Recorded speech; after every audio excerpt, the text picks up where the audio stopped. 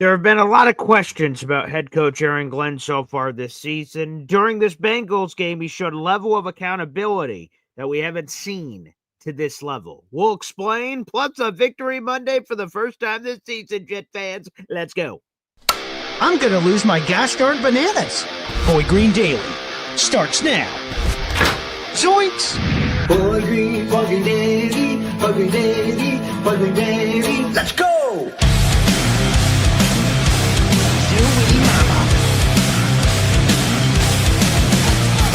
Put your seatbelts on. Get ready for the ride. We're the freaking New York Jets, so we're built for this shit.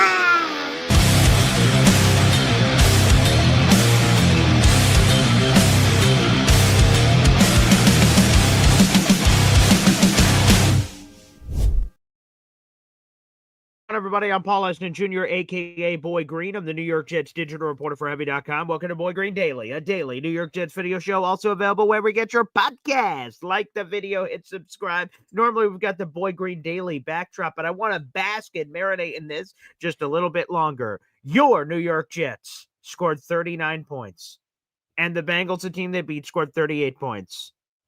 Cincinnati, 38. Jets, 39. Jets, more points than opponent by game end. That's a victory Monday. A W. Let's go. So fired up. I'm so fired up. And we'll get to your phone calls and so much more here on the program. And we have a few days left in our raffle contest, baby. So keep those raffle tickets flowing like MFC is, baby. Let's go.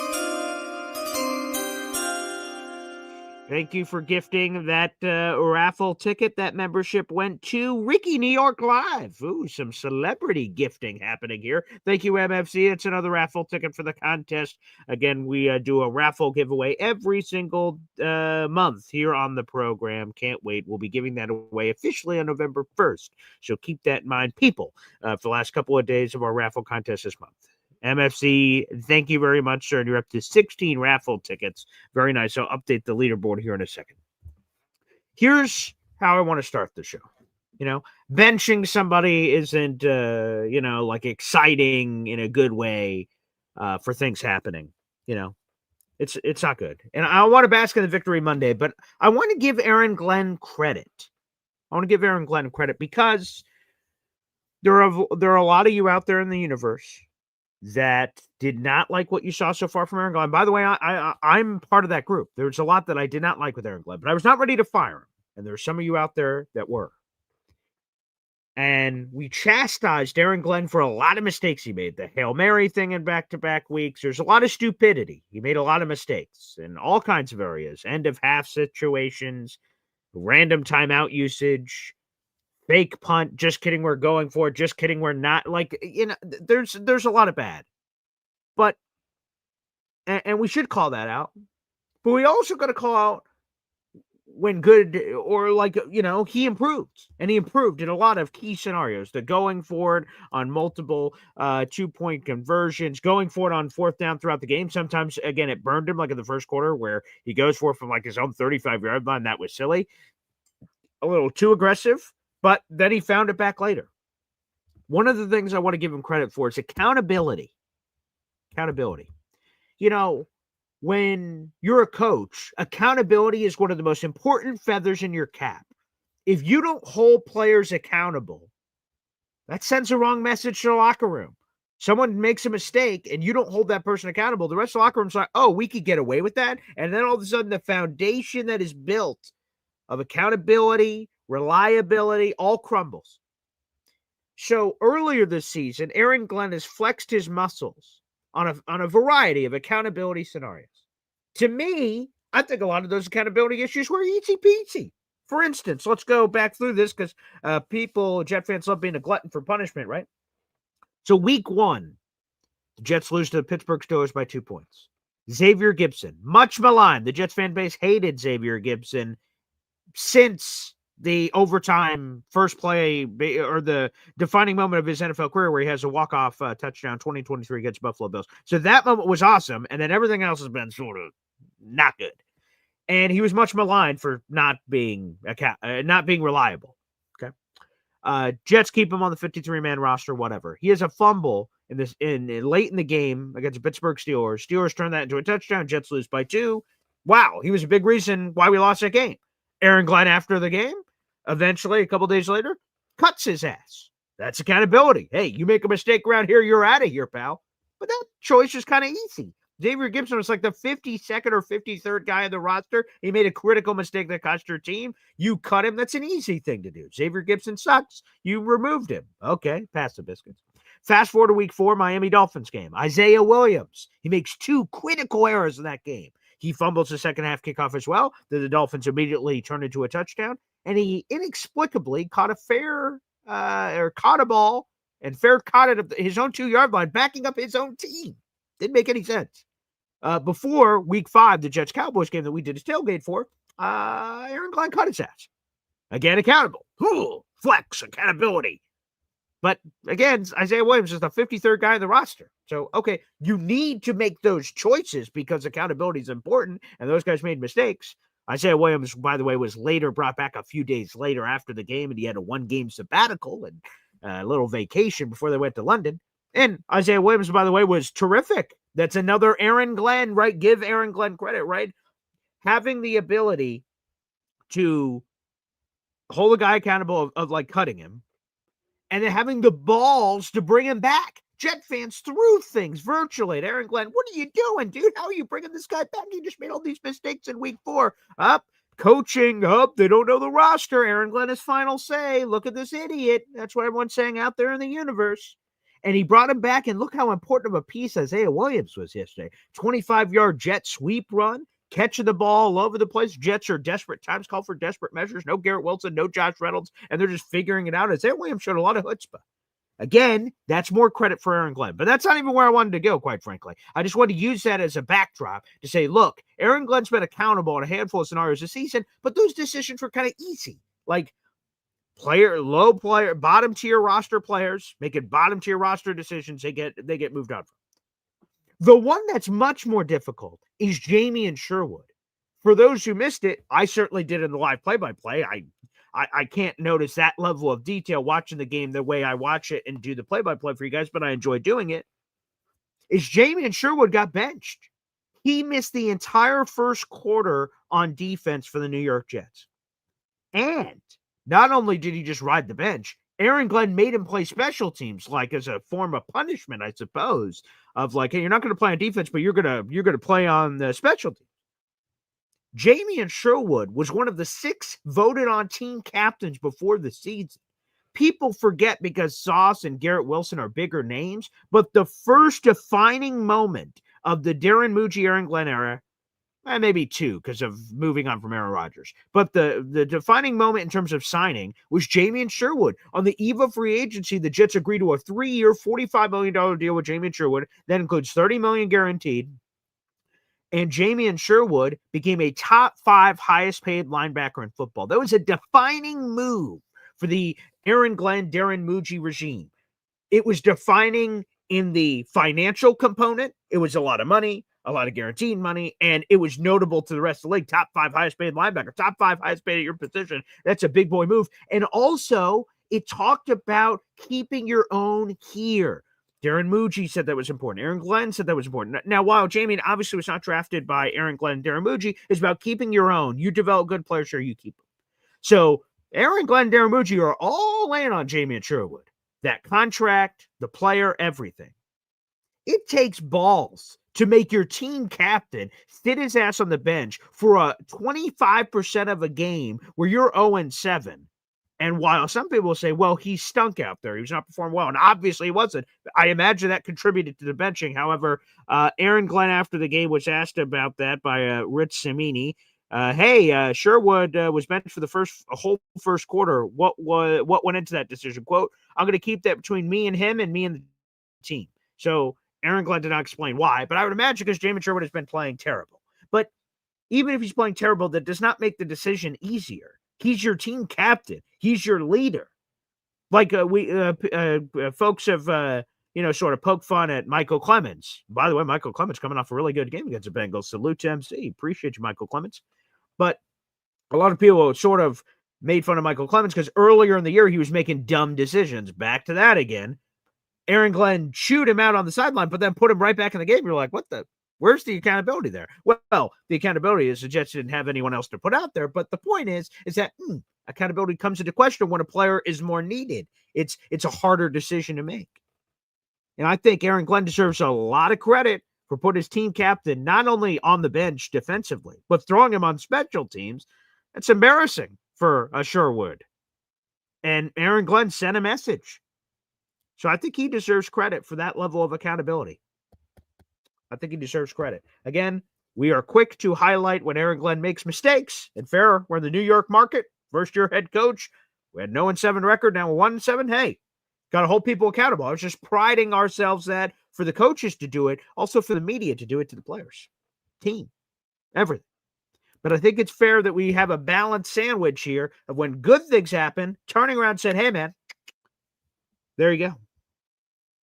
I think that should be another part of the equation. Another membership coming in here from our boy NC Green. Hey, now.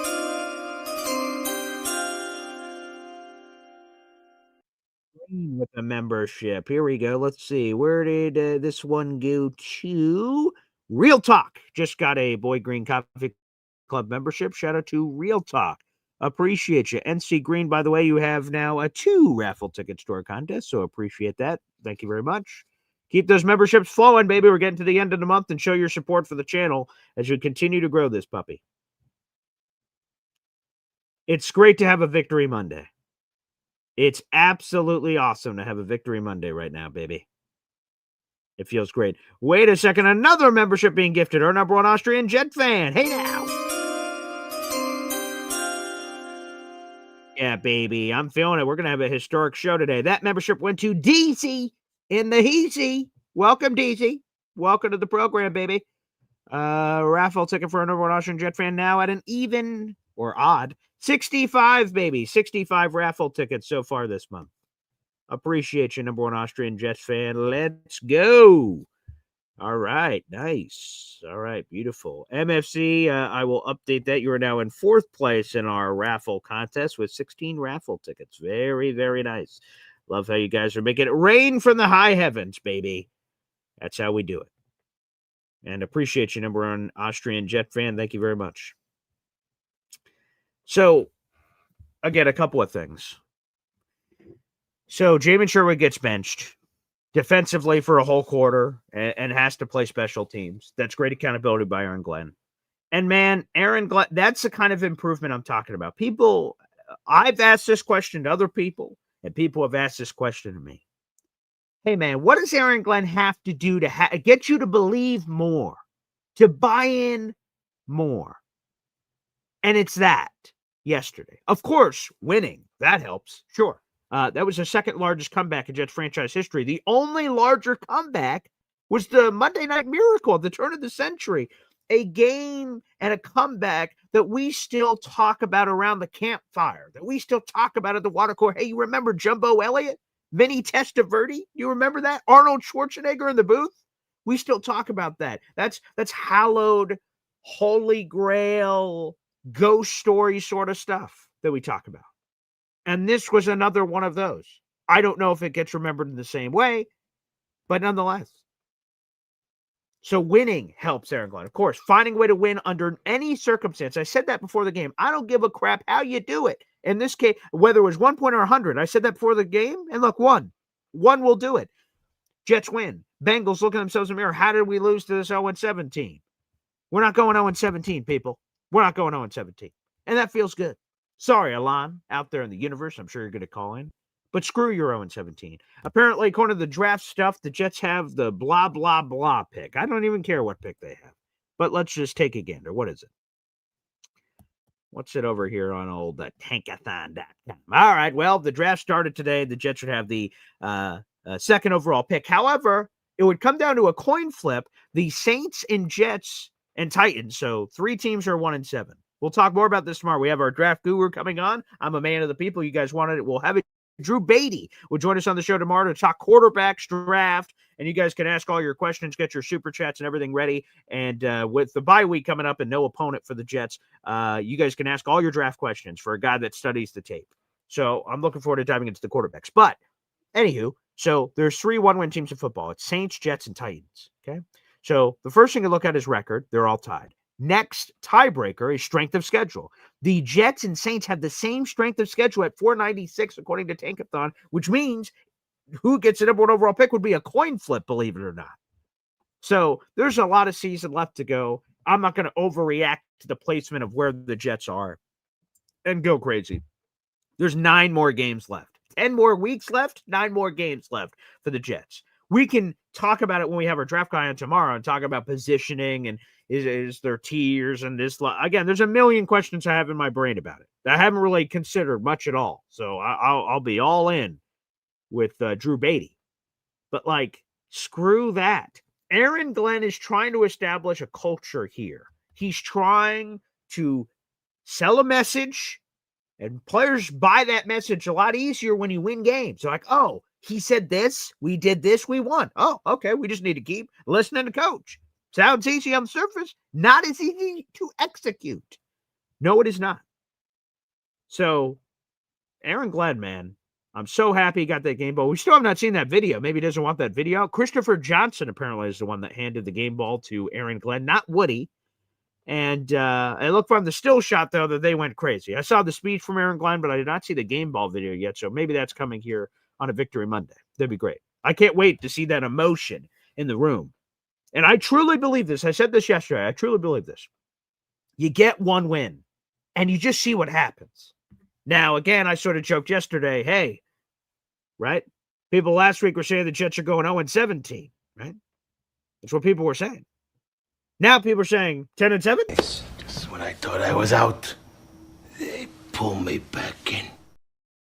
Okay, maybe not. But maybe. Who knows? I don't know. Maybe I'm going that crazy. I'm not sure. But the fact of the matter is this. What it really is isn't about wins or losses. They won that game yesterday. But, like, it's not about, like, they're 10-7 or 9-8 or whatever they're going to be. It's about getting that monkey off your back to guarantee the Jets won't be 0-17. That's never happened in history before, and the Jets will not be making that type of history this season. The Jets have had a 1-win season before, 1-15, co-tight year. The Jets have had a 2-win season. Adam Gase, that happened just a handful of years ago, unfortunately. We remember that all too well. My first season on YouTube was covering that team. It's true. 2-14. Yikes. So, there's been some bad moments. But I think for Aaron Glenn and this group to just collectively, just breathe. A sigh of relief. 0-17 isn't happening. You get that win in this unique scenario with the schedule. You get to enjoy it extra. The Jets have a bye week next week, so we can kick our feet up. The Jets won't lose next week. They're going to just ride and enjoy this win. And good for them. They deserve it. They deserve it. I don't know. I don't have a crystal ball. I don't know what the final record is going to be for the New York Jets. But I think that now that the air is out of the balloon, Aaron Glenn and this team can regroup, reassess during the bye, get healthy, right? Kene Nguanu, can he come back? Concussion. Sauce Gardner, can he come back? Garrett Wilson from the knee, can he come back? All of a sudden, you come out of the bye healthy. The timing of this bye is impeccable from that health standpoint. Tyrod getting healthy and being up there, although we had Kevin Cook, the uncle of Brady Cook, on to the show yesterday. Shout out to Kevin and the Cook family. I love Brady. I think he'll get a chance at some point. But, hey, man, Justin Fields deserves a lot of credit. He played arguably the best game of his run with the Jets, or second, if you prefer the Pittsburgh one better. And I probably prefer Pittsburgh. But still, the fact that it's a conversation goes to show you. Justin played out of his mind. He should be the quarterback coming out of the bye. Now, I'm not going to go crazy and say Justin Fields is fixed. He's back on as I throw a pen at my own face. That he comes back, he's just the franchise quarterback on question. Nah, he's got a lot more to prove before we're having any of those kind of conversations. But in terms of a moment in time, Justin, under unbelievable circumstances, played balls out, baby. And that was good to see. Good for Justin. And he was surprisingly candid in the post-game media availability. Going through some of your comments here. I'll also take your phone calls here in a little bit. Of course, we need to once again share our love. I don't have the jersey by me. It's back in the closet, but Nick Mangold. This is a story that won't ever go away. It's a terrible tragedy. And we lost Nick Mangold. For those who don't, I shouldn't assume that you guys all get the alerts on your phone like I do. I had a few people say they found out from me and Nick Mangold passed away. Good Lord. But he suddenly passed away on Saturday night at the age of 41 from complications from the kidney disease he's been battling since 2006. Quietly, he just let us know about it 13 days ago is when he let Jet fans know that he was battling this. We never knew. He always kept it private. And man, that win was for Nick, man. That win was for Nick. The football players on the Jets found out about it about an hour before kickoff, and that one was for you, Nick. So absolutely, our love is sent out to the Mangold clan, the Mangold family, again, his wonderful wife, Jennifer, and their 4 children. Unimaginable, unspeakable tragedy. So let's do a quick moment of silence for the Mangold family.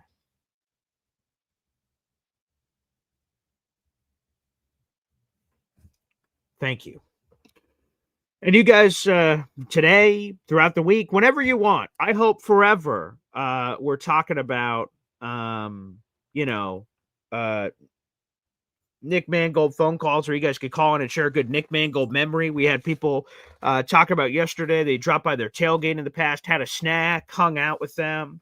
Again, I'll reshare my interview I did with him a little over a year ago. We spoke for 45 minutes on a wide variety of Jets topics beyond just whatever was happening a year ago. We talked about his Hall of Fame candidacy. We talked about his barbecue sauce. We talked about tush push. I mean, we got into everything. I interviewed him around the Super Bowl last year. And, man, he was just very, very giving with his time. Yeah. So, again, I hope we continue to honor his legacy and you guys share wonderful calls about him and share stories and everything else.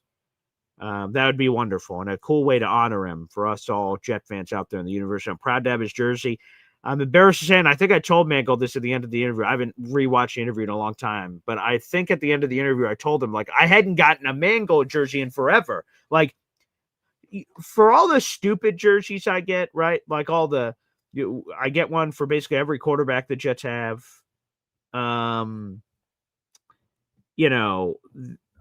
I've gotten Jace Amaros and Vernon Golstons and all these guys that I have, but forever, the life of me, I did not have a Mangold jersey, and somewhere within the last 3 years, I got it.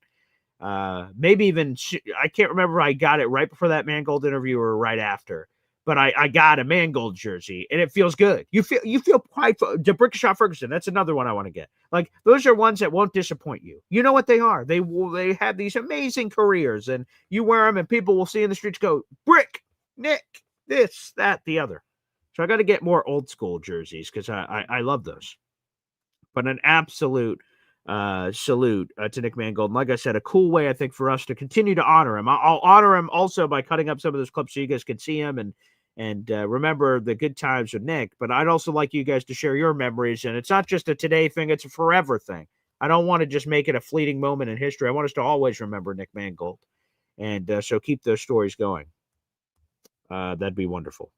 Let's get a super chat in here. We have NC Green chiming in. Appreciate you, NC Green. Thank you very much. Wow. Olu, he's talking about Olu Muiwa Fashion. You should give up 74 to have it retired.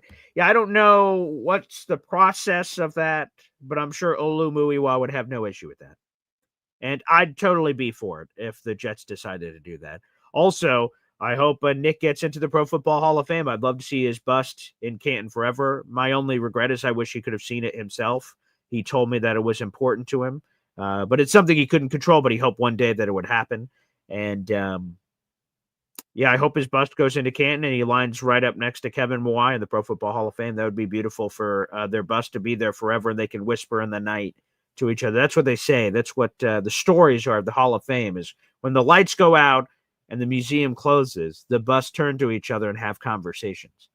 And I hope that's true because I'd love nothing more than for Kevin Mawai and Nick Mangold to reunite. Speaking of that same interview, again, I'm going to have to rewatch the interview, but I remember us bringing up this story, and I had no idea. So, for us Jet fans, I talk about that we were spoiled. For 18 straight years, we had Kevin Mawae and Nick Mangold. Baton, pass to pass. Kevin Mawae was here from 1998 to 2005. Nick Mangold's rookie year, 2006. Literally, we had elite level center play for 18 years. Think about that. 18 consecutive years of the best center play in the National Football League. And I said, and the boats sort of crossed in the night there of Mangold replacing Mawae. And I didn't know that there was any turbulence. Maybe I was just too young. I was like 12, 13 years old when that flip happened, somewhere in that range. 11, 12 years old when they flipped in the night of like Kevin Mawae to Nick Mangold. Apparently there was some awkwardness of Nick Mangold taking over that took Kevin Mawae's gig, and Kevin Mawae continued in the league for a few more years after that. And Mangold was honest about their relationship and then sort of how it's evolved. And that was, really nice to hear, because I didn't know there was tension there or anything of that nature. NC Green, by the way, you just got yourself another raffle ticket. You're up to 17 raffle tickets so far this month. Appreciate you, NC Green. Thank you very much. Keep all that flowing. But I don't know what the logistics are in the middle of a season or how the jerseys or any of the rules work with that. But I would love to see 74 honored forever. There's nothing more I would love than that. We got Johnny Boy with a member super chat. Wow. Johnny Boy, member for 15 months on the channel. Appreciate you. And by the way, sexy hot. There you go. JWW, Jets Worldwide. Wide. Victory Monday. Win more. Yes, I'd love it. And then our hashtag for 74. Nick Mangold, baby. I'd like, hey, that's why I say screw the drafters out there in the universe. And again, I saw Jacob Klein. I saw Alon yesterday going, geez, we got to lose this game. Oh, geez. Like, no. Again, I just can't do it. I can't do it, people. We've just waited too long for these seasons. I want wins, man. I want that euphoria yesterday was awesome. I just posted this morning the play-by-play of the Mason Taylor Breece Hall touchdown call that I had on the live watch party yesterday. Like, man, that's fun. It's fun to win games. It's fun to see Aaron Glenn smiling. It's fun to see the locker room going crazy. You do it to win these games, man. Point blank. So, yeah, I'd like a bunch more of those, quite frankly. 300 people in the room. Make sure you guys like the video, hit subscribe. We continue to surge on the subscribers. I appreciate you guys. Let's do this. We'll open up the phone lines next here on the channel. Quick hep timeout. Your phone calls next after this. 1, 2, 3. Whoa! Bugging daily. Talking Jets football, man. Bugging daily. The New York Jets Football Club. Offense, defense, special teams, watch Jets football with Boy Green. Everyone, J-E-T-S, Jets. Boy Green, bugging daily. Talking Jets football, man. Boy Green, bugging daily.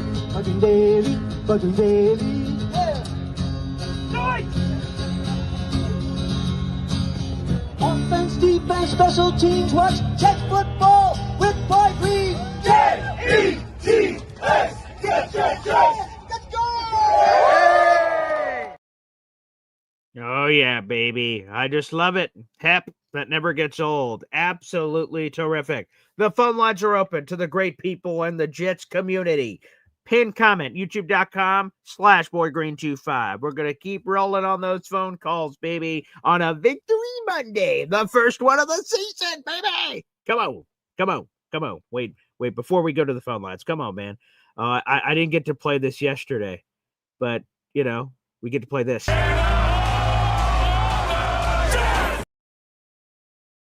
Woo-hoo-hoo-hoo. Oh, yeah, that feels good. All right. Yes! Nick Mangold also in that locker room of the home of the Jets as they celebrated a win. I believe that one was one more piece. That was in San Diego after they won and went to the AFC Championship game. That the Sean Green run, Antonio Cromartie before he was a Jet, so I could talk about it. And alligator arming and Sean Green, boom, and to the end zone. Thomas Jones on the 4th-and-1 play. Hey, get the first down, buddy. Rex Ryan, boom. Oh yeah, good times, good times. So home of the Jets, baby. First one of the season, hopefully first of many. Let's ride. Let's go to the phone lines. Plenty of people trying to call into the show. We'll start off with Troy Sturgis here on the program. What's up, Troy? Hey, BG. Hey, just a couple of quick questions. Yep. First of all, love the win. Yeah. And second of all, I was pretty tore up yesterday. I got to admit it. That just got to me about Nick. But anyway, it was a great win. I thought everybody played great. The defense was kind of lacking, but they came up in a big time. So, hey, it was a great win. Not getting to watch the game. I was following on you and following all your coverage here in the Midwest. So, anyway, my questions was, did Michael Carter play, and what was the deal with Nick Folk and McNamara switching back and forth on the kickoffs?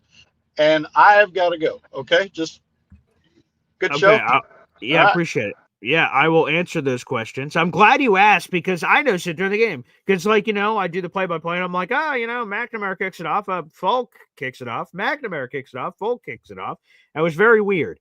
Thankfully, your question can be answered. 120 seconds ago, Rich Cimini just posted the snap total. So let's take a peek. Before I even look, I don't remember seeing Michael Carter out there at all, but I'm sure he was out there. Let's see. All righty. Let me take a look through the snap counts here.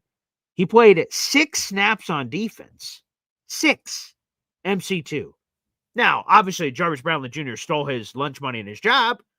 I think, again, people asked me about the trade deadline, right? And we got all emotional over yesterday, and good and bad, right? We're like, fuck it, we're not trading anybody. Suck it, we're buying, baby. Pew, pew, pew, pew, pew, pew. And maybe we will. I don't know. Maybe that'd be fun. But if your gun was to my head and they said, Paul, tell me a Jet who's on the team right now that's not going to be on the Jets in 2 weeks, it'd be Michael Carter II. And that was before I knew that snap count, which apparently 6 defensive snaps is what Michael Carter II played yesterday. It sucks because we just go back to a year and a half ago. MC2 just got paid, and we were all like, yeah, baby, that's the kind of guy you want to pay. And he just fell off the cliff so quick. So I hope he gets a chance to rebuild himself somewhere. The Jets could get the money off the books. They could get a day 3 pick. They're missing 2 picks in this upcoming April draft. They don't have a 3rd. They don't have a 5th. So if he could get a 5th, maybe I'm being way over aggressive. Maybe it's a 6 or 7. I don't know what it is. If you can get something, get something. I think he's the one guaranteed guy I fully expect to get traded. Everybody else, we can have a conversation about. That's where I'm at. All right, let's go back to the phone lines here. Up next, the Hepster. What's up, Hep? Hey, Paul. Hey, fellas. Yeah, great win. Sad about Nick. That was crazy. That snuck up quick on us. I thought we had time. I didn't realize it was For such sure. a quick. Yeah. But the thing that really struck me yesterday was the Justin Fields press conference. Did you see that? Oh, I did. I did see it in full flower. Yes, he was in the closet crying and talking about his faith with God, and he says football's football, but it's just, I just want to win from my friend, from my coach, and my teammates, and like this is pretty big. I think this was we didn't realize how broke, how shook this young man really was. I don't know. This could be a catalyst to go and really doing well. And let's see if we can buy into it. Maybe it'll work. Yeah, I would say this for Justin, none of us can fully understand what it is to play quarterback for the New York Jets, to not play well, and while he keeps saying he's not on social media, like literally he is by social media, but he probably deletes the apps or something. But how can you not? Especially when Woody Johnson, he says, I don't pay attention to opinions outside the building. Well, what about opinions inside the building? Like Woody Johnson, who is inside the building, man. Yeah. So, and people looking at him sideways, looking at their phones and going, wait, Woody said, what about this guy, our teammate? Like, I can't even possibly put myself in the position to understand what Justin could have possibly been going through. But yes, he was incredibly vulnerable yesterday. If you guys missed it, you can watch a very emotional press conference. He talked about how vulnerable he was being. crying alone in the closet. Like, oh, Yeah. that just plucked my heart for him because I like, know. like if he got benched, as it seemed like he was going to get benched if Tyrod was healthy, who knows whenever he comes back to the starting lineup, unless Yeah. Tyrod was awful. And then if he's completely awful, don't they start thinking about Brady Cook? So like, man, Justin could have completely never gotten this redemption chance, and he Yeah. gets it. So let's see what he does. Can he build on this? He just played loose to me, and I think it's what my pop said on the pregame show. Like, man, maybe with the world against him and him playing in this game, he's just like, I literally have nothing to lose, so I'm just gonna let it fly. There did seem to be hesitation. He was getting rid of the ball. He ran it when there was green grass ahead of him. Again, I don't think that performance is going in the Hall of Fame, but he just played football. He had a passing touchdown, no turnovers, just moved the ball, had conviction with decisions. I think that's really what Jet fans have been asking for the whole time. So I don't think it had the sex appeal of Week 1 Pittsburgh, but it was just it was competent quarterback play, which quite frankly we have not seen enough of this season. 500 yards, baby. Hey, I'll take it. Hep, appreciate you, pal. Thank you so much for chiming in. Yeah, 500 yards of total offense. I mean, come on, man. That was wholly impressive. Wholly impressive. Wow, wow, wow. Again, Justin deserves a tremendous amount of credit. Overcoming all of that, like, good Lord. Wow. Very impressive. Let's see how he bounced back. Again, they got Cleveland. Cleveland is a tough defense. Myles Garrett had 5 sacks. Good Lord. Now, the Patriots carved up Cleveland like a turkey, but 5 sacks. Hey, the offensive line played very well for the Jets. They better make sure they eat their Wheaties during the bye week. Myles Garrett, don't play. Myles Garrett, don't play. All right, let's keep going on the phone lines here. Up next, Indy Jets joins us here on the program. Indy? Hey, good morning, BG. Victory Monday feels really good. I mean, sure. I didn't know what that was. Yeah. Well, yeah, it's been a minute.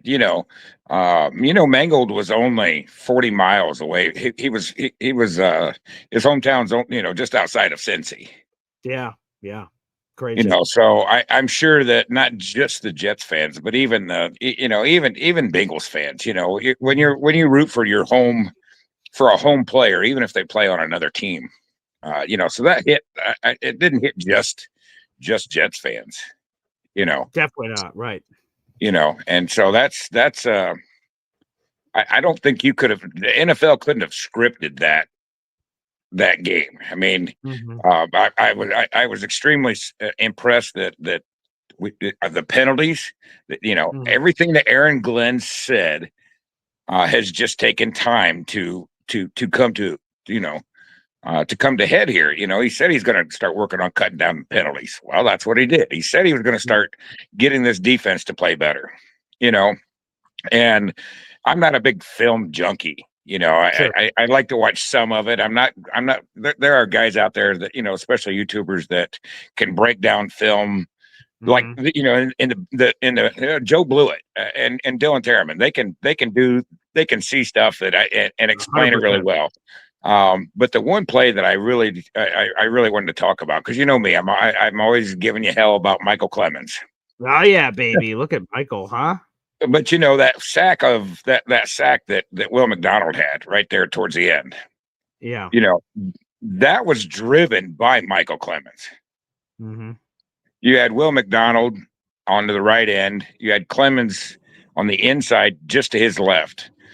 And as soon as the ball was snapped, Clemens took over the tackle, and Will McDonald come all the way around the offensive line to the left side of the line. And that tackle, Michael Clemens is just a bull in a china shop. Yeah. And maybe that's his role, because he took that tackle and just shoved him back into Flacco, and which forced Flacco to go out. And next thing you know, you've got Will just buried him. And and I'm not saying Clemens is the needs to be signed to a 10-year contract. But he's starting to find it. He's starting to find a role in this. And he's on his last year deal. Correct. Yeah, he's a free agent. Yeah. And I'm wondering, do you think AG will bring him back? I think it has to be. I don't know how other Jet fans are going to feel about this, but I think it has to be on the table. He seems to really like the person, which, by the way, every coaching staff has so far. Saleh loved him. Right. AD loves him. So, and the way that the uptick is happening, and I imagine Michael Clemens is not looking for record-setting money. So, if there is a opportunity to add him as a depth piece, I don't understand why the Jets wouldn't consider it, especially the way MC's been playing. I mean, again, I just kept saying it. And every time, now you are forever connected with Michael Clemens. So every time I'm like, oh, on your second day. Okay. Oh, wow. Big quarterback rush today. So that's it. Right. Now every time you guys are now fully attached at the hip. And Yeah, I know. how he's playing, that's something that should be a source of pride. He looked really good. But yeah, I just wondered, if Clemens, if you think Clemens will get, maybe a 2-year deal or something. It's at the beginning of the season, everybody's just, just knocking on the poor guy, and for good rights. I mean, hell, I named my fantasy team the Clemens Lemons for God's sake. Right. Yeah. But he's actually starting to come around, and he had the exact same stat line that Quinnen Williams had. Yeah. If you think about it, I mean, they both had half a tackle, or an assist or whatever you want to call it, and that's it. Yeah. And Clemens isn't one to put up a lot of stats. Well, does that say a lot about Quinnen? I mean, what's going on with him? Yeah, he's not played well the last several games. Yeah. Even with his brother coming back he didn't play well. He didn't play well yesterday. And I don't, what's the reasoning behind that? Do you have any insight or what is, I don't understand it. I mean, this guy I'd probably say arguably a top 5 defensive lineman. I mean, he's probably in that, at least a top 10. I mean, I can't argue that. Yeah. I thought in week 6 Denver, which was the defensive players only meeting and all that, he was there. Carolina, man, while the overall defense played very well, obviously holding on to 13 points. I don't remember a lot of splash plays there. And then obviously we just had the Cincinnati game. So I don't know. Is it any of the trade rumor stuff? Could that be mental stuff? That's an impossible thing for us to put our finger on the pulse, but could that be in the conversation? The rumors are out there. Jermaine obviously saw his name floating out there. We're like, whoa, what the hell's going on here? So right. You don't know. You never obviously with Justin, you never know what people are going through. Like obviously we sort of knew a lot of the criticism that was being thrown at him, but like we didn't know that he was crying in his closet alone, like at his house after all the crap going on. So yeah, you don't know. Yeah. So I'm wondering if Quinnen is we talk about all these other trades, trading Brees, and is Quinnen going to be the guy that gets traded next week? Boy, that would be seismic if it happened. He's the one with probably the highest value so far. Sure, I would say. For sure. And right now he's playing in kind of at the lowest value, that he has in his career.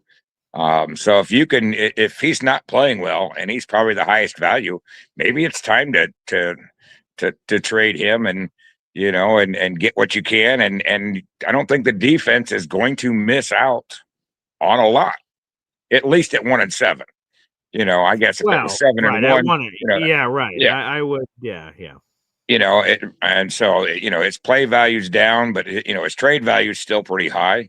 I think that's probably the player that gets, if we trade anybody, that's probably the player that gets traded. And I'd hate to see Quinnen go because he's been a lifelong Jet player, and yeah. We've all loved the way that the soft spoken kid is. But there again is that the one player. I don't think they'll trade Brees after yesterday's game. He's going to stay here, and but Quinnen may be the guy that ends up getting moved on. And great show yesterday, by the way. You held it together, for the beginning of it, which was tough for all of us fans. I can't imagine what the players found out about this an hour before the game. That had to hit pretty hard for AG too, to say, because I'm sure they've met For sure. You Yeah, know? he said that. Yeah. Yeah. And so it's just that was just a phenomenal win for everybody, and also for you. I was on with Matt O'Leary and Yeah. Connor Long, Yeah. when the Freaking story show. broke, and Yeah. actually Alan was actually on, and I was in the green room coming on right after Alan, and Connor had to stop Alan in the middle of his conversation and read this, and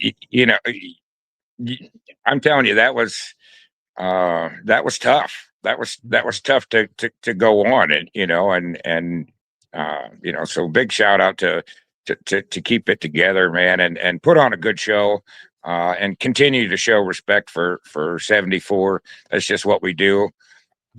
I was really. Did you know that when he put out his request, or not request, but the notice when he said, "Hey, I'm in need of a kidney," from I think it was Connor that was saying it, that several thousand Jets fans all went and got tested. You They have to did. get tested for this, to see if you're a match. Yeah. Several thousand went and got tested to see if they would be a match to donate to Nick Mangold. That is insane. Yeah. It just tells you the character of these people. I'm sure a lot of them never even met Nick and be Sure. willing to give up, but that's what and so I continue to talk about this family and just how awesome everybody really is, and that really, out of even over the Jets win here, and several thousand that went in and got the testing done to see if they would be a match for Mangold. That's just unreal. So hey, 1-7. We got 2 weeks to celebrate this, and then we can start this. We can start the run. So you're saying there's a chance? We're saying there's a chance, baby. We can only hope. Indy, thanks, brother, for all the kind words. And yes, again, hearing that from all the Jet fans that rushed, because for those who don't, I'm not a doctor either, so it's not like I'm going to be breaking news to you guys, but it's not just as simple as Nick Mangold needs a kidney, needed a kidney, and hey, I'll give it to him. You have to match blood. There's all these things you have to match. So, like, it's obviously it's a very complicated process. I mean, Nick had been battling it since 2006, so that's a long time of Nick searching for this kidney transplant, and then actually going public and trying to do that effort to try to do. Again, it is unbelievable. So that does not surprise me. The Jets community attempted to step up in such a way. We have 400 people now in the room. Like the video. That's a free way to contribute. Again, 400 people watching the show right now. 164 of the 400 are watching on the YouTube channel, which we appreciate. There's a full article in the YouTube description down below if that's how you guys are trying to catch up on the story. Again, that's 63 likes, 164 people in the room. There's 100 of you. Hit that friggin' like button, baby. It's a Victory Monday. We should be celebrating. The free way to contribute is just liking that video. Also, by the way, hit that gosh darn subscribe button as well. We keep trying to make a chase to 10,000 subscribers. I can see it in the horizon, in the distance. Are you saying there's a chance? Maybe. Let's keep growing the army, baby. And you guys can feel free to call into the show. That's youtube.com/boygreen25. Jamien Sherwood was benched for the entire first quarter. On defense, he was playing special teams, as I assume some sort of a punishment from AG. So again, accountability. All right, coach. Benching your team captain, who was playing very poorly this season, missing tackles left and right. He deserves AG deserves some of that credit for holding the accountability line. That's for sure. All right, let's go to the phone line. So let's welcome back. It's Ricky New York Live here on the show. Good morning, Ricky. Hey, how's it going, Paul? And man, that's really crazy to think about, because if you think he's been dealing with that since 2006, that means in those back-to-back AFC championship years in 09 and 10, he was already going through that, unbeknownst to us. Correct. And that whole thing hit me personally really, really hard. Something that I have never talked about, publicly, but my wife is diabetic and also dealing with chronic kidney disease we have been told that dialysis will be in her future. She hasn't gotten to that point yet. It sounds like he was much further along than what she is, but man, like it was a real shock hearing that news, and then kind of looking at that and through the perspective of my own situation, it was very alarming, and prayers go out to his family. To lose such a great guy like that at only 41 years old is awful. So definitely my thoughts and prayers are with them. As far as the game goes, man, there were a lot of positives in that game. Rucker fighting for extra yardage on the one catch that he had. Fourth down, Arian Smith. Yeah, Arian Smith not using his speed, but the threat of his speed to throw that corner off and then come back to that ball on the catch that he had. Nice. Alan Lazard with his big play, and people are probably like, "What do you mean, Alan Lazard big play?"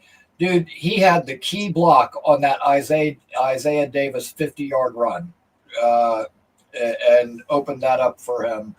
So I noticed that. I noticed some little things that maybe didn't stand out to some people, and we're a very reactive fan base. And when you start 0-7, rightfully so. But it kind of reminds me of Mike LaFleur.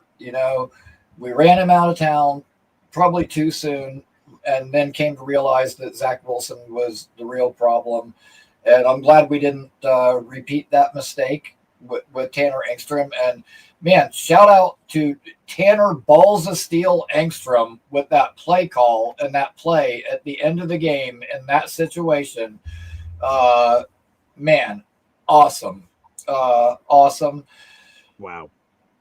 Man, I'm just so happy to have a win. I was so fired up yesterday after we won that game. And man, it's been a long time. I think all of us really needed that in the worst way.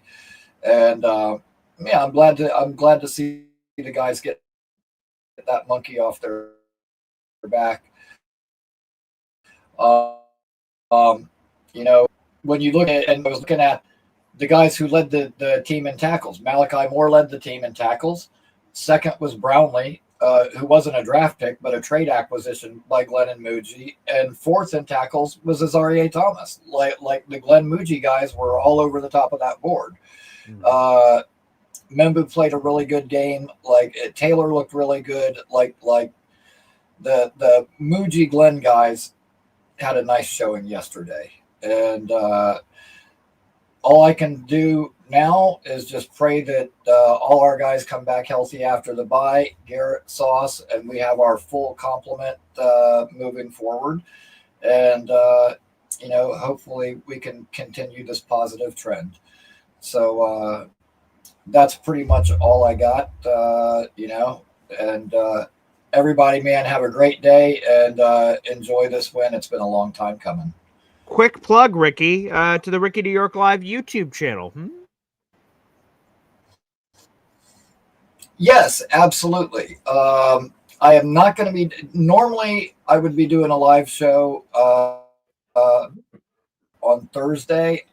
I'm probably going to end up being a pre-recorded video instead. I have some things to deal with, but things are rolling along with that, and I got some exciting things hopefully coming up in the near future. So appreciate everybody. Anybody who hasn't yet, please check out the channel and subscribe.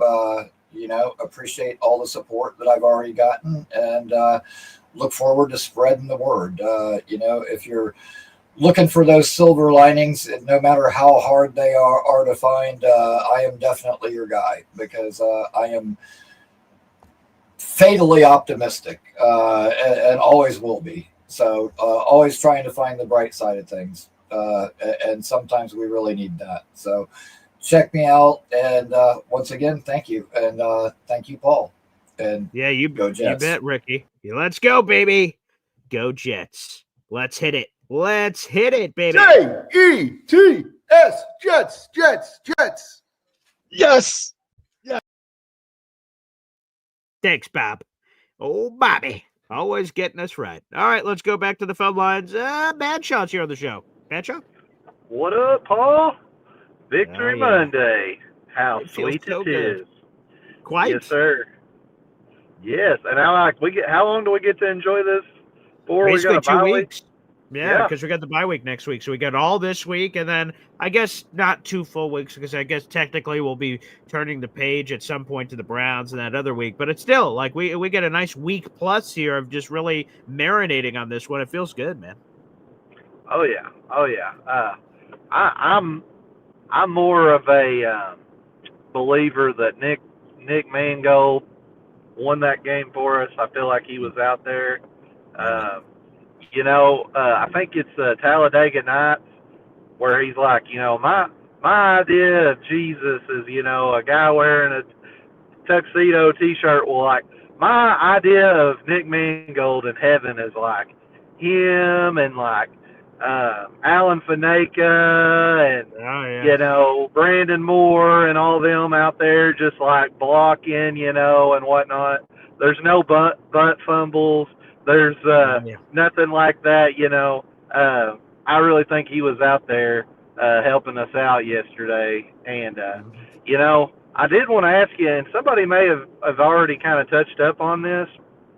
So, we had two 2-point conversions, and the last one kind of caught me off guard. Like, I was sitting there doing the math in my head, and I'm like, all we need is a touchdown and an extra point to tie the game. And then we go out for 2, and I'm like, oh, like, really? Like, we're doing this, huh? And I'm sitting there like, no, let's not do this. Like, let's play it safe. Like, be safe. And then the play happens, and so they they initially said it was, he was short or whatever. I don't remember if they said he was short or if he didn't catch it. I think at first they said incomplete, and then Isaiah Davis tried to argue with the official, no, I caught it. And then the ref, I think, sort of said to it, because we couldn't see his mouth, we just saw like sort of his hand movement, was sort of saying, you were short of the goal line anyway, so it wouldn't have even mattered. Like, it's incomplete. Because it was 2-point conversion. It's either all in or all out. There's no in between. You don't get it now at the 1-inch line. And then they look at it again. Yeah, Justin Fields falling down, getting the throw, diving catch from Isaiah.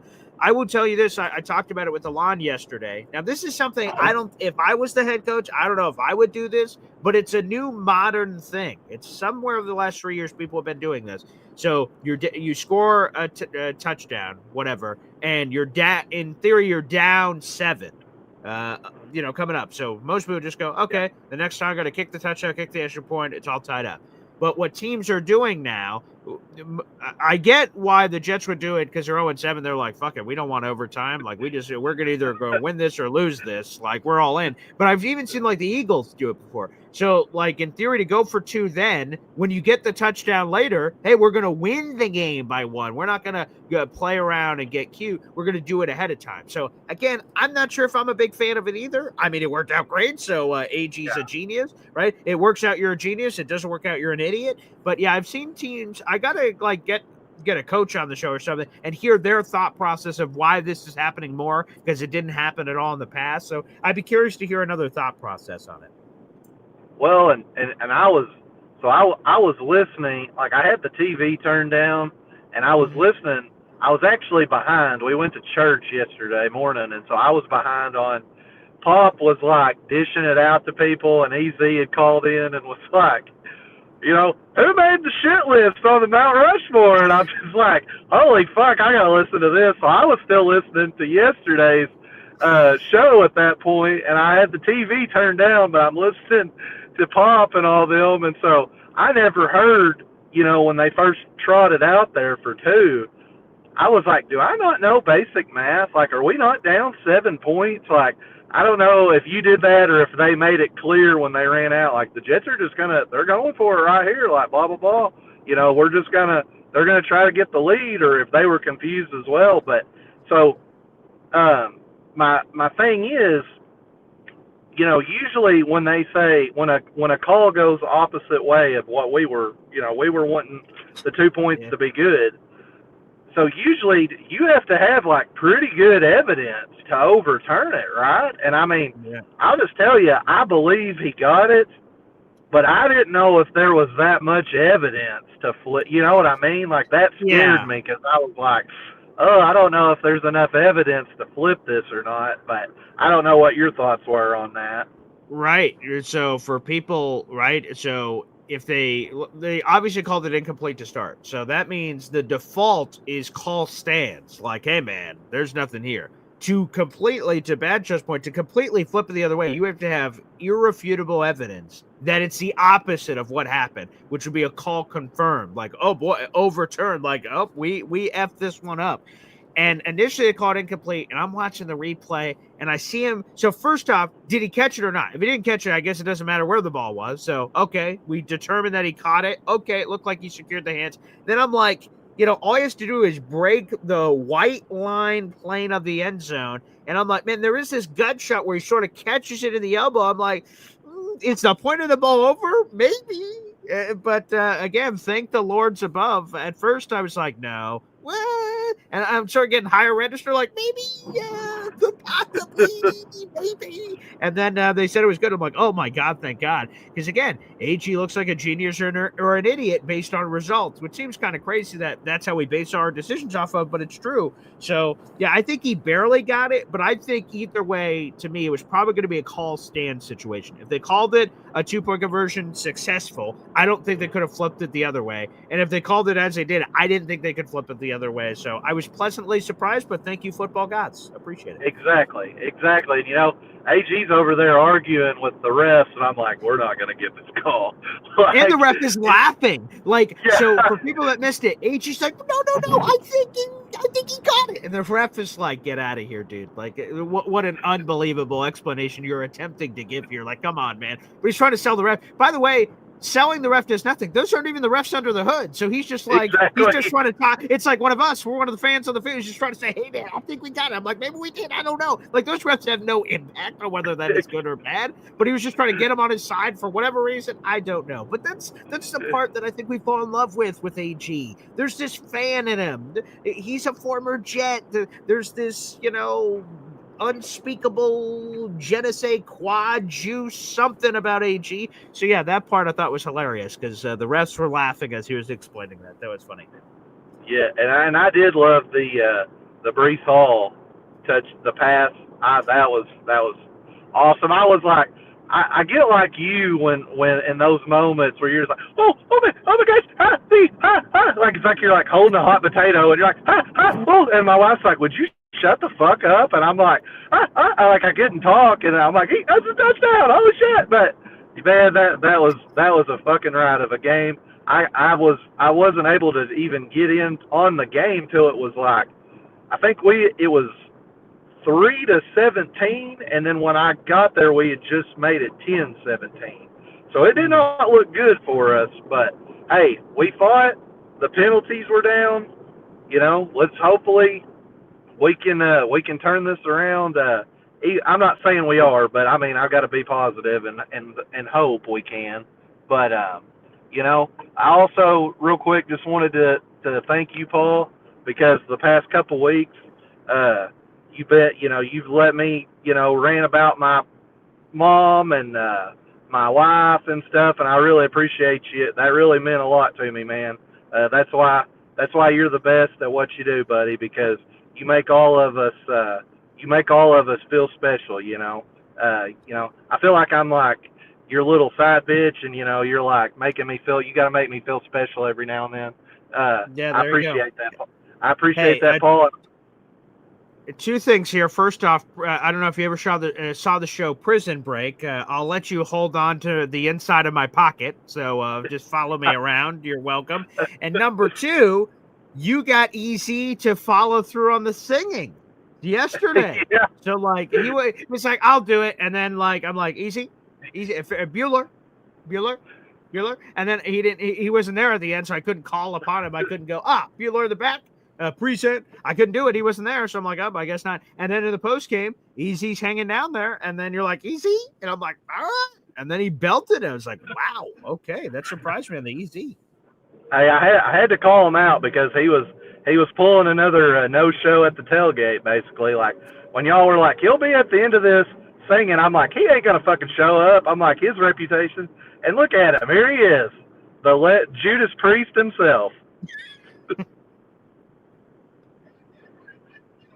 Your headset's in your hair, Easy. There we go. Oh, sure. Yeah. No, I don't mess around about my music. No. Yeah, it's good to know where the line is. I've been in bands my whole life, when I was living in Long Island, and the last time I got to sing publicly was with my best friend, who we had always wanted to sing together. He's a great guitar player. He used to be in a Motley Crue tribute band, which is still active I love and Motley out there. Crue. Ah, cool. What are they called? Theater of Pain, and George is still the lead singer. As a matter of fact, they're doing a show next month. Nice. But Rusty used to be the lead guitarist. He used to play Mick Mars, which was kind of funny because Rusty was 6'2" with blonde hair. So he had to crouch down and put this black wig on, and it was kind of ridiculous. But he was a great guitar player. But we did the part every year. This guy Danny throws the party in the park at Cedar Creek Park in Seaford, and so this was about 4 years ago, and Rusty was like, look, I want you to sing. We're doing the party in the park. He goes, do these 7 songs, and we're going to sing, and we're going to finally show all these assholes that you could sing, because everyone always picked on me in high school and shit. And apparently, I blew them all away, so it was good. Even we have this one guitar player. I'm not going to give you his full name because, I don't want to do that, but his name is Artie. Legal rights, of course. And he was naturally. Right, yeah. And he was in a band called Sweet Revenge, and he was in a band called Dorian Gray, which actually had a record contract. This is back in the 80s, so, some of the bands made it, some of the bands got signed, and some of the bands got signed and got big. He didn't get signed and get big, but he was like a Seaford legend. He started out playing piano, and then he's like, he can do Eddie Van Halen really good. I mean, this guy's great. Okay. And then the year after that, after Rusty died, I sang the show with Artie, and that was pretty cool. But yeah, I mean, I did Ace of Spades by Motorhead. I did nice. Cold Gin by Kiss. Oh, do you take requests like a jukebox? No, we had the 7-song set. I mean like right now. If I just started yelling things to you like a jukebox, if I gave you a suggestion, could you just sing it right now? Is that possible? Detroit Rock City. Oh yeah, Kiss. Yeah, Detroit Rock City. I love that song. I'm not gonna. I can't. Certain songs are not cool to do without the music. Like I can do Ozzy really good. Okay. Oh yeah, can you do "Mama, I'm Coming Home," Ozzy? Shit, times have changed. Yeah. Home again. Yeah, Mama, I'm coming home. That's it. Yeah. Can you do that? Yeah. Nah, he's not this morning. I have to. You got to understand. When you're a singer, you have to warm up. You have to get yourself in shape. If it's a high rate. Now there's certain like some of the songs where I know it really good because I've sang them a long time. I can do Electric Eye by Judas Priest. I could do I Don't Know by Ozzy, the first song of Blizzard of Oz album. What about Crazy Train? Stuff. Crazy, but that's how it goes. Millions of people living as foes. Lately, it's hard to wait to learn how to love and forget how to hate. Mental wounds not healing, driving me insane. I'm going off the rails on a crazy train. And it's hard to do it low key. I'm the type of guy, I have to belt it. It's a really, Sure. Well, belt us. Yeah. Wait, what? Oh, let me see if I can try this. Let's try this once. Okay. All right. I'm not going to do too much singing because, I ain't getting paid for it. Sure. but hey, all right. Here we go. Oh, wait, no. People come to me and say, when is the end? When is the final day? What's the future of mankind? How do I know I got left behind?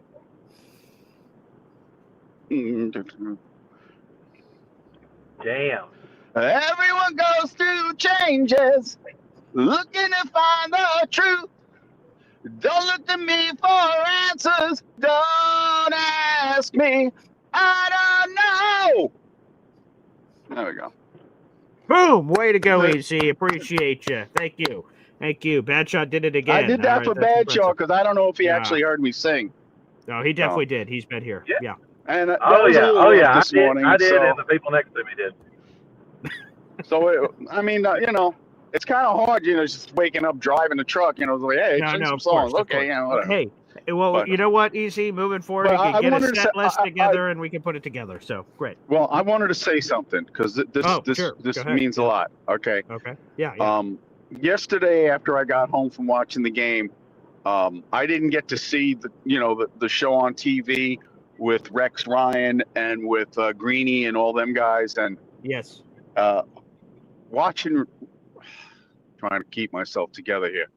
Watching Rex talk about Mangold and how he supported him when he knew he was getting fired, that was tough to watch. I mean, Rex, that was raw. That was real. That was incredible. I mean, that was just, you could see how visibly shaken he was from that. I mean, that just tore Rex up. He found out on the set. Yeah, he was caught off guard, I feel. Clearly, But he loved Nick. I mean, that was one of his guys. Parcells always had his guys and this and that. That was one of Rex's guys. That was one of his boys, and it broke his heart. It broke his heart, man. You could see that. I think it broke all of our hearts. Yeah. I personally, I felt a pit in my stomach when I saw the news. It didn't feel real. It like I said, it felt like surreal in a terrible way. And I was just left like I was describing yesterday. I couldn't breathe. I can't even imagine being on a live television show. Hey, that awesome player that you covered that was so close to you and all these things, like he just suddenly passed away. For those who missed it, here's that real difficult day for so many people, but particularly for you. What are your emotions this morning? Oh, that's just, it's brutal. It's such a great young man. I had the pleasure of coaching him for all 6 years with the Jets. And I remember it was obvious I was getting fired. My last game, Mangold's injured. And he comes to me and says, I'm playing this game. And he wanted to play for me. That's what I remember about this kid. He was awesome and just way too young. I feel so bad for his wife and family. Rough. Just emotional stuff there from Rex. It doesn't get any more real than that. No. It just doesn't get any more real than that. I mean, you talk about, we as fans, we associate with these players and, we think of them as our friends, but this is a man who worked with him every day for 6 years, who knew him intimately, knew his family, knew his children, everything. And a loss like that, when you see a wonderful young man like that, it feels like such a waste that he got taken. It's a shame. In all those years he had that disease, they could not line up one person to donate a kidney for that man. It's just, he might have had some kind of rare blood type or something. He did. It was something. Yeah, he said it in his statement. It was something, and that obviously, for those who don't know, that's the rarest. So, that's and you need the right person to be able to match it. There's just so many factors. You need the right protein combinations and everything. Yeah. Yeah. And you suffer. I had a family member suffered from kidney disease. And you can suffer kidney disease to a certain point with medication. Then you have to go on dialysis. But even at a certain point, you can't go on dialysis forever. At a certain point, the dialysis won't work anymore. You have to get a new kidney. or you die, and that's what happened with Nick. And here's this. This is why I shouldn't assume. There are people in the comment section just finding out right now that Nick Mangold is no longer with us. So, I just that's how I was again, yesterday. It was like someone else did it. Yeah. I just kept seeing in the comments people saying like, "Oh, he was out there on the field with us today," and I'm like, "Well, I mean, he's not dead." And then I looked up and I was like, "Holy shit!" So I kind of deflated the win a little bit, but Well, I was watching ESPN and it scrolled across the bottom ticker. It said breaking news, and then it said New York Jets Pro Bowl center Nick Mangold passes away age 41 due to kidney failure. I was just like blown away because I remember that, only like 2 weeks ago he was asking people for a kidney. He must have been, for him, a guy who kept that disease secret his entire playing career, and nobody knew. For him to come out, he must have been desperate at that point. 100%. I think so. He probably should have came out earlier, and said it before it got this point. But, people are who they are, 100%. Well, Easy, I appreciate it. Thank you for allowing us to replay that. Again, that's very difficult to hear several times, which we've had to do the last 2 days. But I think emotionally, where everyone else is at, I think that can help, some people understand just how much of an impact that obviously he had. Yes, sir, Paul. I'll let you get to other callers. I do want to say shout out to old Josh. I think Josh Langley. That was at the tailgate. I think they had an anniversary the other day. So shout out to him, man. Oh, did they? Oh, him and Cecilia? Oh, I didn't know. Yeah, I believe so. Oh, okay. I believe so. So happy anniversary, buddy. Cecilia, if you're out there, let us know what number that is. I want to give a massive shout out there. We have a lot of great couples in the Boy Green Coffee Club universe. I'd love to give a shout out. Oh, I did not know that. All right. Thanks for the heads up, Batshaw. Yes. There we go. There you go. It's like Love Island out here. You guys are all these. Actually, I don't even know what that means. I've never seen that show, but it just seemed sort of. Anywho, let's get back to the phone lines. Jesus, what's going on here? 400 people in the room. Like the video, hit subscribe. But yeah, if Joshua and Cecilia are out there, let us know what anniversary that is. Cheers. Let's go back. Here he is. My boy. My guy. Alon. What's going on, brother? Nothing better than listening to Easy belt out Ozzy while he was giving me motion sickness with the car going up and down, and oh my God. Yeah, that was a trip. That's an experience. And I love Batshaw, but the way he pronounces words are the best. Alan Faneca, I loved it. He's just unique. I love Batshaw. Potato. That's definitely it. First of all, I appreciate a bunch of shout outs earlier today. Being grouped with Jay Klein is interesting. We might differ politically, but I truly respect a lot of his football takes. Nice. What is this saying? I hate raining on people's parade, right? Is that a saying, right? I'm going to go the opposite because this is me.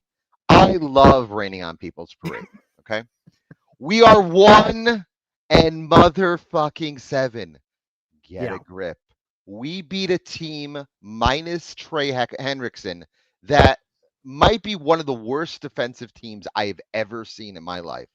Wow. I've never seen wide receivers that open in my life. There were guys, Pop Warner teams could have scored on them yesterday. Okay, just me saying. Okay. Yesterday, I'm listening to people. Hey, Alon, real quick, you may just want to fix your mic a little. we're just getting some catch back. Can you hear me now? Okay. Yes, that might be better. Okay, I apologize. Yeah. Okay. No, that's right. I heard people yesterday say this is a building block, and I am thinking to myself, we are 1 and 7, and we beat a shitty football team, a shitty defense. Okay. We are playing another crappy team in 2 weeks. Wake me up when we can go into Baltimore and go into New England and win those games. Okay? That's what I'm talking about. Now you're on the train, Alon. Nice. I am not on the train. I am not. All I hope for is if we go, let's say 3 and 14, and some way New Orleans is in front of us, all right, and they think to themselves, our offensive coordinator's son is going to be in this draft. maybe we should trade back and draft him and let maybe Mendoza fall to the Jets. I don't know. I actually thought about that yesterday. And the other thing is this: I didn't see the game obviously because I was in the middle of all the Jet stuff. But Tyler Shuck, he made his first NFL appearance, so I don't know how he performed because they look like they got blown out. But I imagine that's not just an in-game change. He's probably going to get his shot the rest of the season as a second-round draft choice, top 40 pick. So I'm curious to see, does he play well enough where they are just out of the quarterback conversation altogether? That'd be good news for the Jets. If they are picking in the top 3, they will not be out of the quarterback conversation. I'm sorry. I know Tyler Shuck was a second-round pick. He was not a 39th overall, I believe. Yeah, he was not a first-round pick.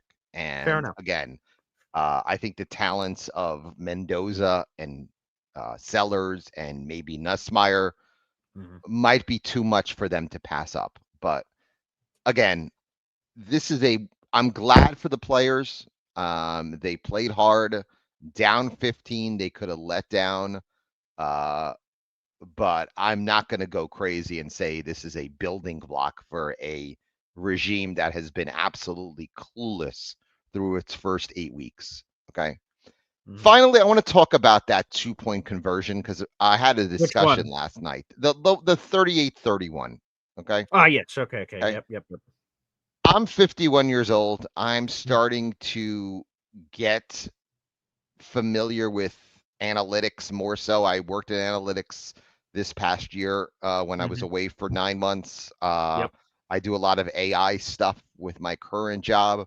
Oh, cool. Okay. I will never understand the thought process at 38-30 going for 2. I will never.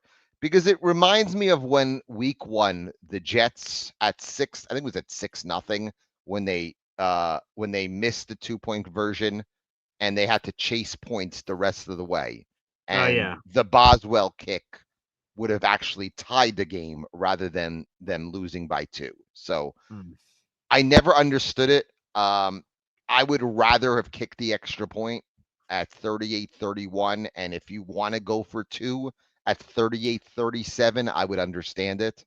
At 0-7.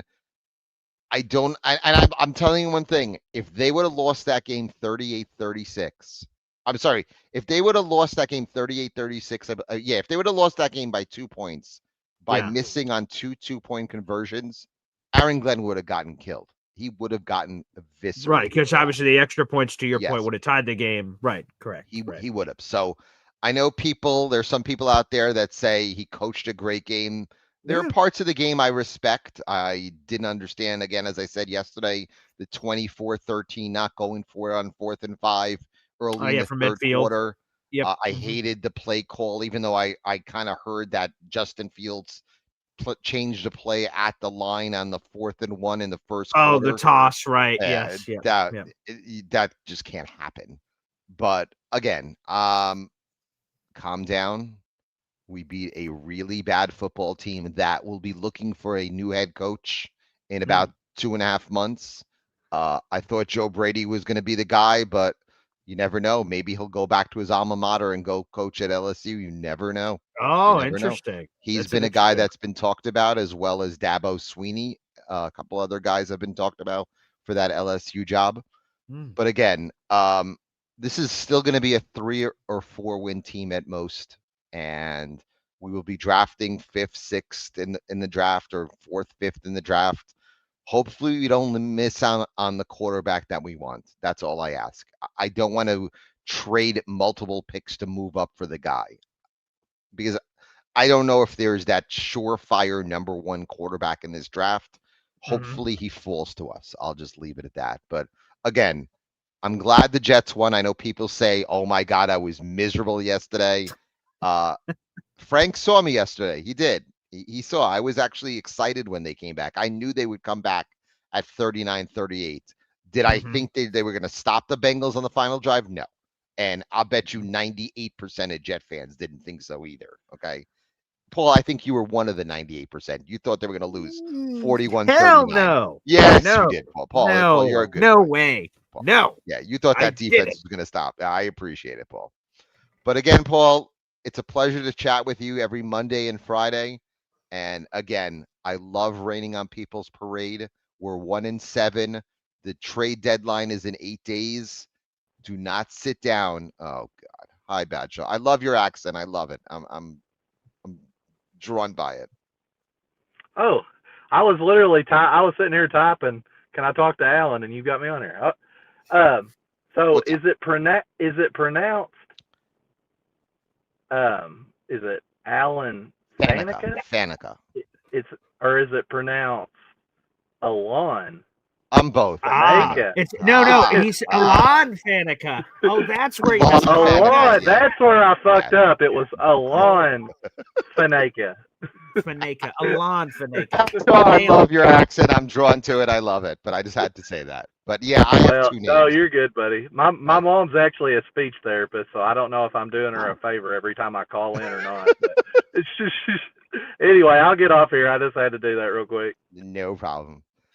But again, Paul, I was excited that they won yesterday. But the goal in mind for the next 8 days is to shop some players, whether it's Quincy, whether it's Michael Carter, whether it's Alan Lazard, whether it's Breece Hall. It's time to see what you can get for these guys. I don't see, maybe Breece might be the only one, but I don't see any of the other guys coming back. Get some assets, and let's look at 2026, because 2025, my friend, is over. Paul, again, the pleasure, as always, is yours. Have a good one. Appreciate that. There he is. Alon Faneca. Faneca. Fanaka? I'm not sure. But hey, here's how I am sure how to pronounce it. 10 memberships from our boy Ryan McCarthy, baby.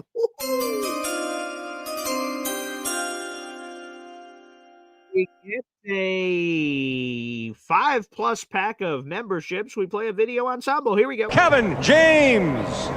I just got 3 things to say. God bless our troops. God bless America. And gentlemen, start your engine!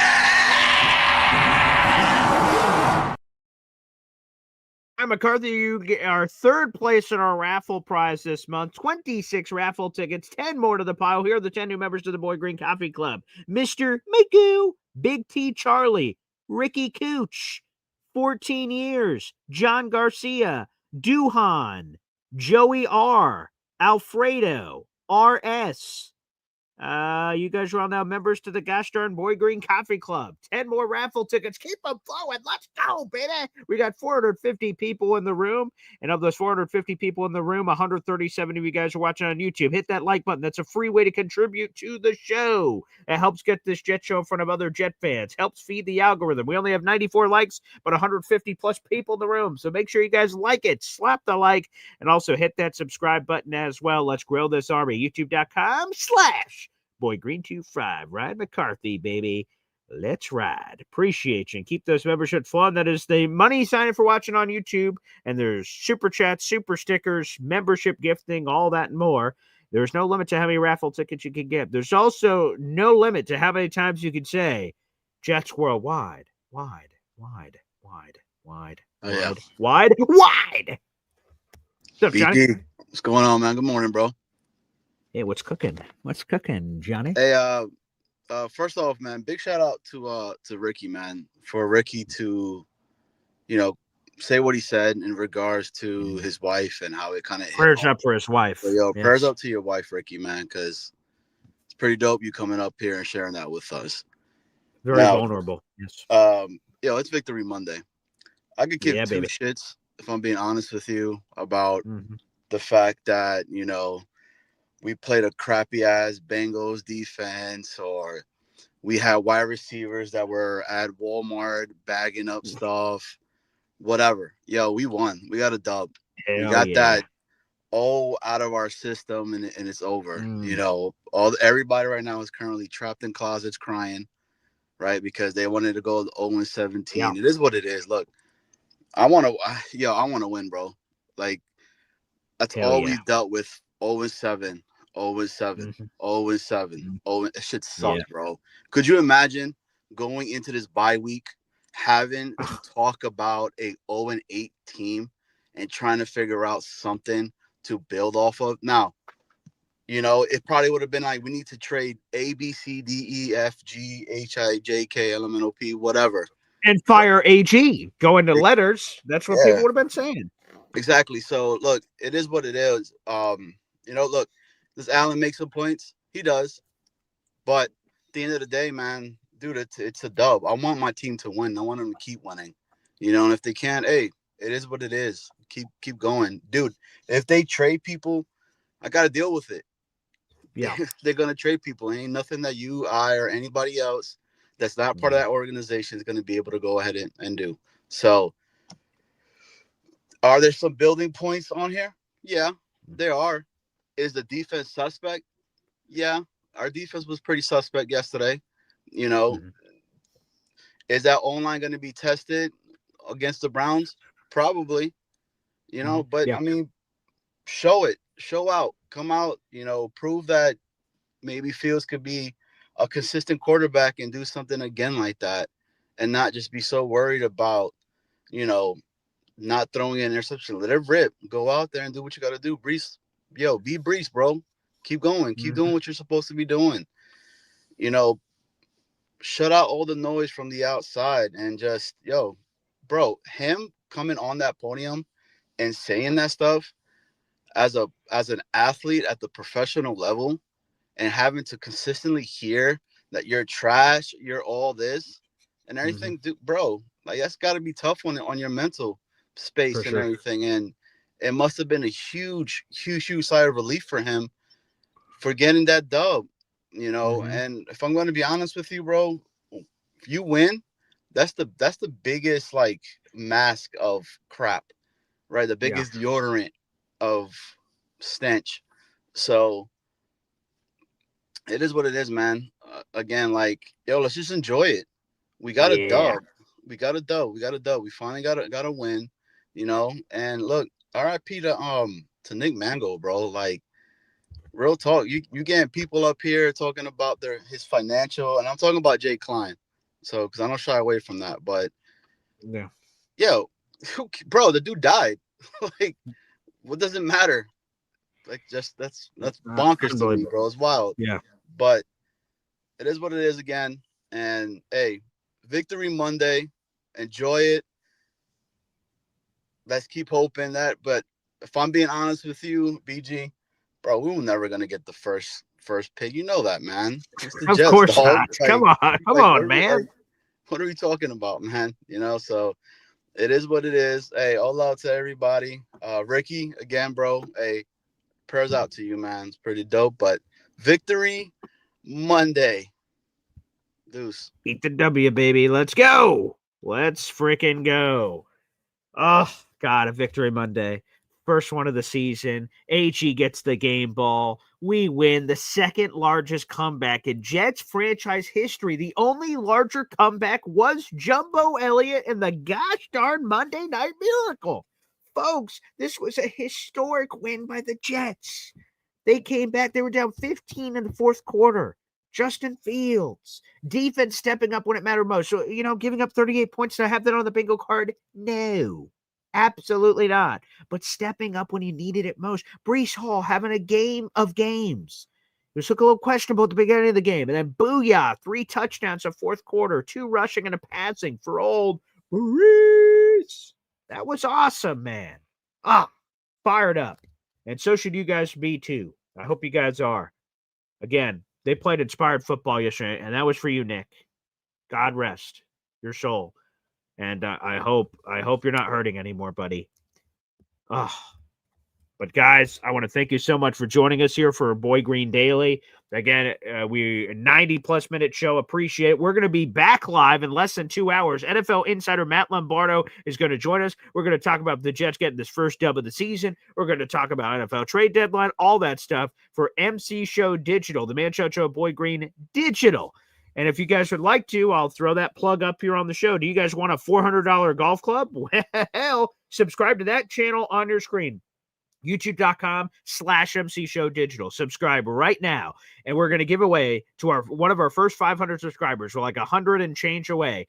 to one of our first 500 subscribers, we're giving away a brand new $500, $400 golf club that you guys can either have for yourself if you're a golfer out there or give it to somebody for Christmas. You can get a sweet-ass gift. All you have to do is subscribe. It's free to do. If you're on your phone right now, we have 500 people in the room. Some of you guys are watching on Facebook. Some of you guys are watching on Twitter. Some of you guys are on YouTube. For the people that are watching wherever, on your phone, computer, tablet, open up a new tab right now. Go to youtube.com/MCShowDigital. You'll see my live show in a little less than 2 hours talking more Jets, but also you'll have a chance to win. As long as you remain a subscriber, you'll be eligible for all our giveaways we'll be doing, including that golf club. As soon as we get to 500 subscribers, we're giving away that golf club. So, folks, what are you waiting for? Celebrate this Jets win. Go win some free shit. On my channel, right, we do giveaways, but you have to spend $3 to get it. On this channel below, the YouTube link right there, there's also a direct link in my YouTube description. Just scroll down and click. That'll be maybe an easier way to do it. And you guys can jump on over and hit the subscribe button, baby. We're trying to grow that. Once we reach 500 subscribers, we're going to start taking calls on that show. So it's going to be awesome. Can't wait. Going to be a real treat. Appreciate you guys enjoying the show. And look at that. Let me get a few comments in here before we wrap up. Hey, Boy Green, the Columbus, Ohio Jets Club went to Cincy. We tore the house down. Love it, Jeffrey. That's what I'm talking about, baby. Yes. Infrared Jets, smash the like button. Damn straight. That's a free way to contribute to the show. That's what I'm talking about, baby. A beautiful win. NC Green says, I'll take that $500 golf swing. Hey, feel free to take it, baby. Again, we're trying to give it away. Shout out to Play It Again Sports Syracuse, our sponsor that donated it. We are literally giving away. It's brand spanking new. You want it? Be a subscriber. That's it. And like I said, even if you don't win it, because only one person will win it, we're going to do more free giveaways at every mile marker as we climb the subscriber journey on YouTube. So you get fun content with me and my radio digital partner, Jim the Man-Child Lurch. I'll be hosting solo today outside of my guest joining me, Matt Lombardo. But you get good content and you get a chance to win free stuff. I don't know how there's a better combination out there in the internet universe. So make sure you guys do that. And again, good luck. That YouTube link on the screen, youtube.com/MCShowDigital. Appreciate it. Shout out to Dylan Terriman. I get emotional. He said, just subscribe. Hope I can win a lefty club. LOL. Thank you, DT Jets. Appreciate you, pal. And yes, so shout out and good luck to any of our golfers out there. I'm a mini golfer, so I don't know if that will help me on the Putt Pirate Cove golf course right by my parents' house in New Hampshire. I don't know if they let me bring a golf club of that magnitude, but I'll try. So, love it. And Old Yank says, Who Day, We Day. That was my hashtag on Twitter for this live stream. Who Day, We Day. And hopefully all y'all enjoy that. So I love that, Old Yank. Let's go. Let's enjoy it. So congrats to whoever wins this golf club. Good luck. Again, rush over there. Like I said, we got like 100 spots left. It's first come, first serve. So only the first 500 subscribers are eligible for that golf club giveaway. So jump on it while you can, and you'll have a chance to win. So good luck to those out in the universe, baby. Appreciate you. Shout out to the Orangos as well, joining us here at the end of the program. Again, we'll be back on live coming up here on the show at 11 o'clock. So we're about 2 hours away from that. It's a little less than 2 hours. And again, one more plug, youtube.com/MCShowDigital. I did a radio show for 25 years. Okay. Or I was a part of a radio show that was on air for 25 years, the longest running sports talk radio show here in Syracuse. I was a part of that radio show for 10 years. We're no longer on terrestrial radio. We're fully on YouTube. So you can check out our shows. We do content every day. youtube.com/MCShowDigital. We're giving away a $500 golf club, and you'll have a chance to win it. All you have to do to be eligible is to subscribe to this channel in front of you. It's free to subscribe, and you have a chance to win. If you're one of the first 500 subscribers, you will be eligible. We'll continue to do free giveaways. So even if you miss out on the golf club, there's more to come. But make sure you guys subscribe. Hop on the train, baby. All right. I want to thank everybody for joining us here on the program. I'll see you guys in a little bit for MC Show Digital with NFL Insider Matt Lombardo. Make sure you guys like the video. And, hey, subscribe on this channel too, baby, as we make the climb to 10,000 subs. Let's freaking go. Victory Monday feels pretty dang